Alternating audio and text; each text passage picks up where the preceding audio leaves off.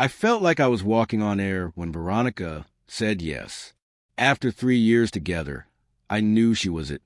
The one I wanted to spend my life with. Everything felt perfect. From the way she laughed at my terrible jokes to how she held my hand.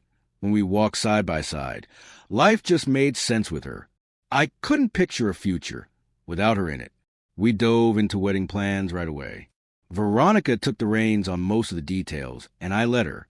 I was just thrilled to be marrying her. One night, while going over the guest list, she casually brought up her bachelorette weekend. "Rachel and the girls want to take me to Vegas," she said, her eyes gleaming with excitement. "Vegas, huh?" I raised an eyebrow. "It'll be fun. Just a weekend with the girls. Nothing wild," she promised. "All right," I said with a grin. "Just don't gamble away our wedding fun." She laughed and leaned in to kiss me. "Don't worry, I'll be good." And I believed her. The morning of her trip, I helped her pack. We joked around like usual, everything feeling easy and right. "You sure you don't want to crash the party?" she teased as we loaded her suitcase. "Nah, I trust you," I said. "Besides, I've got my own bachelor night. Just promise me you'll behave." She playfully punched my arm. "You've got nothing to worry about. I think you can survive until Monday." I drove her to the airport that Friday, kissed her goodbye, and watched her disappear through the security gates.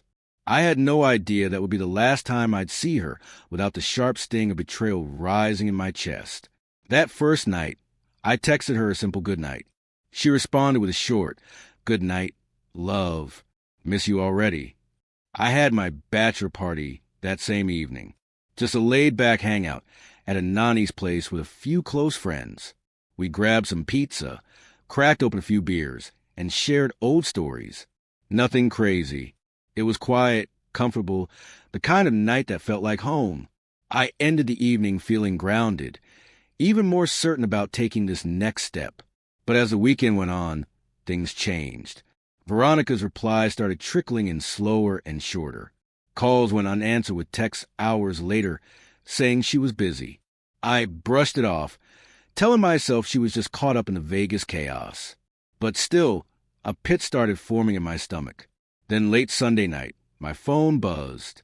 It was Rachel, one of Veronica's bridesmaids. "Dave," she whispered, her voice tense. "I need to talk to you." "What's wrong?" I asked.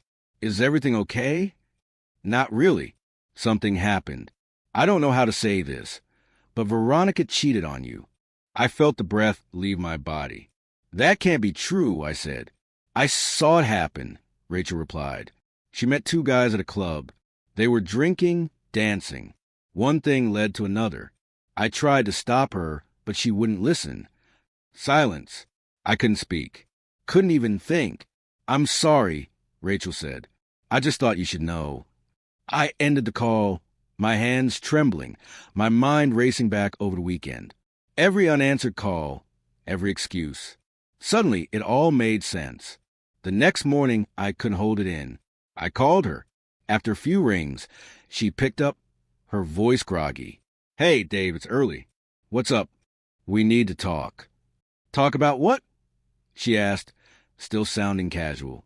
"Rachel called me last night," I said, trying to keep my voice steady. She told me what happened. Silence, long and heavy. "Did you cheat on me, Veronica?" I asked, my voice low but sharp. "Tell me the truth." "Yes," she whispered, her voice cracking. "I was drunk. I made a horrible mistake." "A mistake?" I snapped. "We're about to get married, and you slept with two guys. How is that a mistake?" "I don't know what to say," she sobbed. "I'm sorry. I love you, Dave. Please. I didn't mean to hurt you." "You made a choice," I said, my anger rising. "You weren't thinking about me at all." "I know," she said, crying harder. "I hate myself for it. I'll do anything to fix this." "You can't fix this. The wedding is off." "What?" "You're calling off the wedding over this," she cried. "I told you I was drunk. It didn't mean anything." "You slept with two guys, Veronica?" I shouted. "How is that not a big deal?" "I just want to do something wild before the wedding," she said, her voice suddenly calmer, more resolute. It was about me, not you. But I love you. I didn't think you'd ever find out. So if Rachel hadn't told me, you'd just pretend like nothing happened? I asked furiously. I didn't want to hurt you, she whispered again. It's done, I said. Don't come back to my house. I hung up before she could say another word. She started calling me nonstop, but I didn't answer. I couldn't hear any more lies, any more apologies. When she returned from Vegas, she came to the house anyway. I was sitting in the living room when she walked in. Dave, she said softly, putting her bags down. Can we talk? What are you doing here?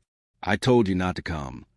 She sat across from me, her hands clasped in her lap, trembling. I'm so sorry, she said. I don't know how I let it happen. I love you. I want to fix this. How do you fix betrayal, Veronica? I asked, my voice hollow. You broke my heart. I'll do anything, she pleaded. Therapy, counseling, whatever it takes.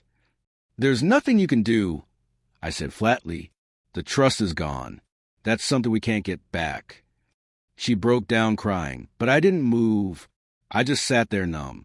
Pack your things and leave. I don't want you here anymore. She went upstairs without a word, gathered her things, and left. After that, I just sat there surrounded by the silence she left behind. It was crushing, and the weight of everything hit me all at once. The next step was the hardest one, calling everyone to tell them the wedding was off. The wedding was called off, and I had to break the news to everyone, friends, family, all those who had been eagerly waiting for the big day. Each call felt like a punch to the gut. I could barely get through the words without feeling the tightness in my chest. They were all shocked. Some couldn't believe it, but in the end, everyone understood. It was all just a blur, a string of uncomfortable conversations that dragged on far longer than I would have liked. Every apology, I had no idea, was like a reminder of how deep the betrayal had cut. Later that evening, my phone buzzed. It was Rachel. Hey, Dave, she said, her voice soft and concerned. I just wanted to check in. How are you doing? I leaned back on the couch, staring at the blank TV screen. I'm not great, Rachel. It's been a rough day. I can imagine, she replied sympathetically. Listen, if you want to get out of the house, talk to someone, anything, just let me know. I'm here for you. I don't know. I'm not really in the mood for anything right now, I said, my voice trailing off. We don't have to do anything big, she said. Just grab a drink. Chat for a bit. I think you could use a distraction. I thought for a moment. The silence in the house felt suffocating. Maybe getting out, talking to someone who wasn't tangled up in all this, would help. Yeah, maybe that's not such a bad idea. I said, my voice softer. Great. I'll text you the details, she replied before hanging up. Later that night, I met Rachel at a small bar nearby. It wasn't too crowded, and the soft tone of conversation was a welcome break from the noise in my head. I found a seat at a table in the corner, and Rachel joined me soon after. She scanned the room briefly before her eyes landed on me, offering a warm, sympathetic smile. Hey, she said, taking a seat beside me. How are you holding up? I shrugged, trying to keep my emotions in check, still processing everything. I don't even know how to feel anymore. Rachel nodded, taking a sip of her drink. I can only imagine. You must be going through a lot. Yeah, I just didn't see it coming. I thought I knew her. We were about to get married, and now everything's falling apart. It hurts. You deserve better than that, Dave, Rachel said quietly, her voice soft but firm. You deserve someone who sees you for who you really are, someone who values you the way you should be valued. I looked at her, taken aback. There was something different in her eyes now, something more intense than before. Thanks, Rachel, I said, my voice quieter. That means a lot coming from you. She smiled, her gaze lingering on me a little longer than usual. The playful glint in her eyes was hard to miss. She leaned in closer, her hand brushing against mine just enough to feel the warmth of her skin. You're a great guy, Dave, she said, her voice lowering. You deserve better than what Veronica gave you. I swallowed hard, my pulse quickening. I wasn't sure if it was the alcohol, the pain of the breakup, or something else, but I could feel the tension between us growing. Rachel's hand slowly moved to mine, her fingers curling lightly around my wrist. "You don't have to face this alone, Dave. I'm here for you no matter what." Her touch sent a shiver down my spine. I looked at her, trying to process everything happening. Rachel had always been a good friend, someone I could rely on. But tonight, there was something different in her eyes. Something more. I've always liked you, Dave," she confessed, her voice softer now, almost hesitant. "But you were with Veronica, and I didn't want to mess things up. Now that your relationship with her is over, I can finally admit it." She paused, her thumb brushing the back of my hand. "I always cared about you more than just as a friend." The words hung in the air between us, and my heart raced. Her confession caught me off guard, but as I thought about it, it made sense. There had always been a connection between us, even if we never acted on it before. "You always liked me?" I asked, still trying to wrap my mind around it. She nodded, her eyes meeting mine with an honesty that was hard to ignore. "Yeah, Dave, but I never said anything, because you were always so happy with Veronica. I never wanted to get in the way." I was silent for a moment, the weight of her words sinking in. Then, without warning, she leaned in. Her eyes searched mine for any hesitation. And that's when she kissed me. It started slow, tentative, her lips soft and warm against mine. But it quickly deepened, and my heart pounded in my chest. Everything else seemed to fade away. The hurt, the confusion, none of it mattered in that moment. One thing led to another, and before I knew it, we were in bed together. The connection we shared, the comfort being close to someone who understood, made everything else feel distant, almost like a bad dream. Rachel didn't just distract me from the mess my life had become. She helped me forget, even if just for a while. Over the next few weeks, our relationship grew. It was unexpected, but it felt right. We spent more time together, and every time I saw her, I felt a little more alive. It wasn't just about filling the void Veronica had left. It was something new, something different, and I was drawn to her in a way I hadn't expected. One afternoon, Rachel was at my house, lounging on the couch with a book, while I was in the kitchen. The quiet hum of the house felt comforting. But then I heard a knock at the door. I froze for a second, not expecting anyone. I walked over and opened the door to find Veronica standing there, her eyes puffy like she had been crying. "Dave, please," she began, her voice shaky. "I need to talk to you. I'm so sorry. I know I messed up. Please, just hear me out." I stood there for a moment, unsure of what to say. After everything she'd done, I never thought I'd see her again, let alone standing on my doorstep asking for forgiveness. Then my eyes shifted to the couch behind me, and I saw Rachel. She had gotten up and was standing there watching the exchange between us. Her face was unreadable. Veronica's gaze followed mine, and her eyes immediately narrowed when she saw Rachel standing there. "You're with her?" she snapped, her voice sharp with disbelief. I tried to stay calm, but Veronica's reaction was swift. She took a step toward Rachel, as if ready to confront her. "You really think you can just waltz into my life and replace me like that?" Rachel didn't back down. "I'm not trying to replace you, Veronica. I'm just here for Dave. Something you clearly couldn't do." Veronica's face twisted with anger, and she turned to me, her tone frantic. "Dave, please. You can't be serious about her after everything we've been through.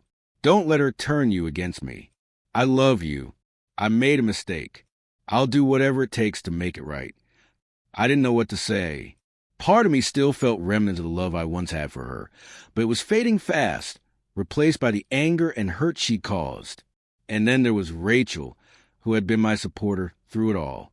"Veronica, it's over," I said, my voice firm, trying to regain control of the situation. "You made your choice, and I've made mine." Her face twisted in frustration and pain, but I didn't waver. "Please," she whispered, tears welling in her eyes. "Don't do this. Don't let her ruin what we had." "You ruined it, Veronica," I said coldly, "and I'm done. You need to leave." Her eyes filled with tears, but she didn't say another word.